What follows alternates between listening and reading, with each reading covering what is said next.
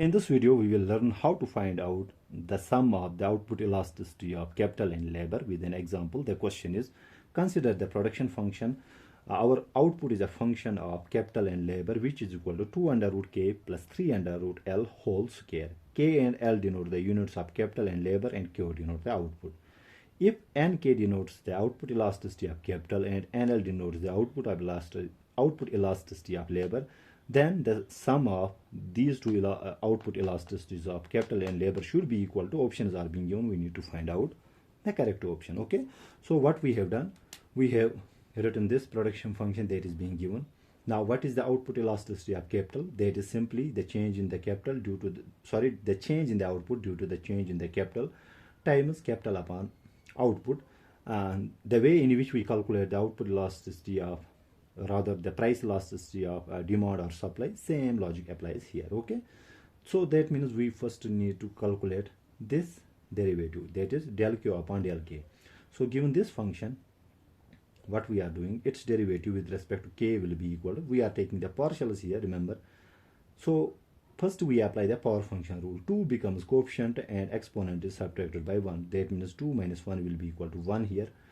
Then we have to apply the chain rule also, and we multiply it with the partial derivative of k, which is in the parenthesis. So d upon dk, 2 under root k. Okay, solving this, we get 2 times 2 under root k plus 3 under root this function times the derivative of this function comes out to be 1 upon under root k. Okay, now output elasticity of capital, we know it is equal to dq upon dk, which we calculated here as this function, that is twice this stuff upon under root k times k is here, so I have written here k, and q is being given us as this very function, that is this function whole square. So here one term will get cancelled, we are left with 2 into k. Rather, what happens here, this under root k is transposed to numerator, it becomes k raised power minus 1 upon 2. When bases are same, we can add the what we call the exponent. So 1 minus 1 upon 2 will become k raised power 1 upon 2, which is equal to under root k. Okay, so when we transpose this here, it will become under root k, and we have this 2 here also, and since one term was vanished here, so we are left with 2 under root k plus 3 under root l here. Okay, likewise we need to calculate the output elasticity of labor. That will be equal to the derivative of the production function with respect to labor partially times labor into, rather labor upon output.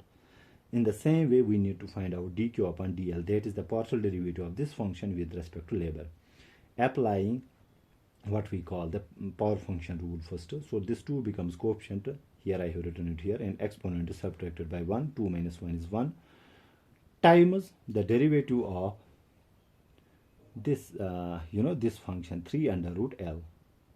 Okay, so the derivative of 3 under root l, it will come out to be 3 upon 2 l raised power 1 upon 2. Okay,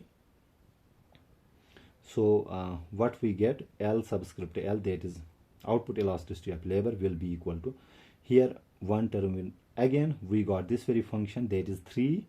So 2 and 2 gets cancelled first, we are left with 3, then l raised power. Okay, let me see if I have done any mistake here. Okay, we have here 3, this 3 and this function here, divided by l raised power 1 upon 2 times l is this very l upon q is this very function, the given function here. Okay, that means output elasticity of labor will be equal to, transposing this here, it will sum up to be under root l. Okay, because it will become l into l raised power minus 1 upon 2, which is equal to l raised power 1 upon 2, which can be written as under root l. So we are left with 3 into under root l divided by this one term which is left after cancelling. So we have 2 under root k plus 3 under root l. Now the sum of n k plus nl will be equal to, so nk is this very function. Okay, I have written it here. To this we add this very function 3 under root L upon this very function. Since denominator is same, we can add up the numerator. So adding 2k plus 3L, and we have the common denominator is 2k plus 3 under root L. So this gets cancelled and we are left with 1. That means the sum of the output elasticities of capital and labor should be equal to 1. Okay, I hope I make myself clear in this video. Thank you.